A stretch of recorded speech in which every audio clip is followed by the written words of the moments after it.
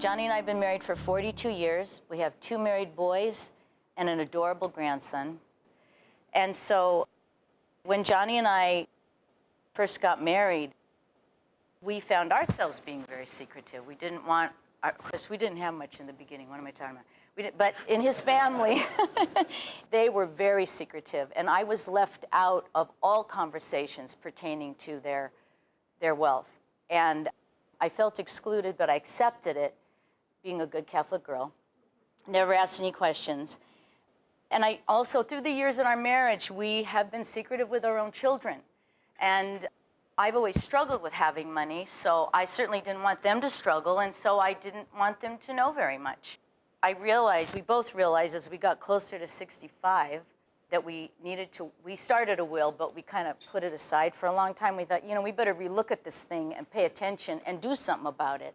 As Alan said, we've known him off and on for 16 years, and we finally started thinking, I think it's time to go see Alan. My parents came to me in 1995, and said, you're going to be the executor of the estate. I'm the youngest in the family. If you can see it, I'm the baby in my mother's arm there. So I said, well, if that's the case, then we need to start having conversations about what are we doing with your estate, because it was a fairly nice estate at that point. And I have a hard time writing a check for half or whatever it was in those days to the federal government. So over the next 8 years or so, we made gifts. We made gifts before their death to their children and what have you. And then the final outcome was the estate, the balance of the estate went into the foundation. So it was about a 4-page, what is it, a 709? 706. It was the shortest you've ever seen because there wasn't anything to really declare. So without going into a whole bunch of detail, their estate at passing of his second parent was pretty close to 100-0-0. Yep. And the heirs got 0? Well, because the heirs had been gifted lifetime for 15, 20 years. So at death, it all went into the charitable bucket, and that is what is today their foundation.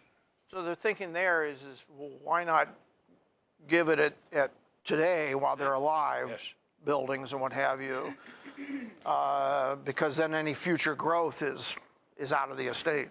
And so it's a great technique. One of my big concerns was that our daughter-in-laws would know exactly what we have. And it felt so good to be open and honest, but it was scary. Are they still going to like us? Are they going to look at us differently?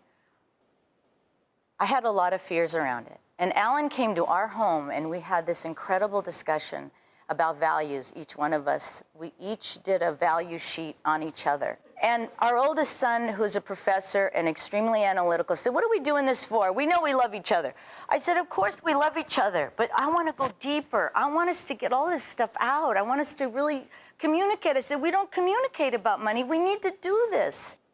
And afterwards, it was great. It was so good. But having my girls there meant the world to me because I wasn't included, and I wanted them to be. Valerie speaking from the heart right now, guys. Because unfortunately, a lot of times, the spouse might not be invited to the table, okay? So we had, first of all, John's spouse, who grew up Catholic with some guilt and other things, and she talked about that. I mean, yet, when we do the planning, is it just me and John? No, absolutely not. It's me, John, and Valerie. And then when the family meeting comes, it's not just the boys, it's their spouses. And one of their boys lives in UK, what city? Manchester. Manchester, England. Flew over with his wife, who's a darling lady who grew up in the Philippines. Till she was 4. Then she came to. And we have wonderful, very different dynamics in 2 boys. In the midst of this diversity among children and spouses, how can we come together and to talk through things? And yes, Peter said he wanted to get into the nuts and bolts, and when he sees how much we could get into that green slice, he got very excited how much we can put in that green slice. And that's good, but we need to do it together. It's getting over the trust issue. What do you know, these girls, they're outside the family. Yeah. And sort of, are we gonna, and they've been in the family now for 5 or 6 years, whatever. So, it's that trust issue of, okay, but they're part of the family. Let's make it happen.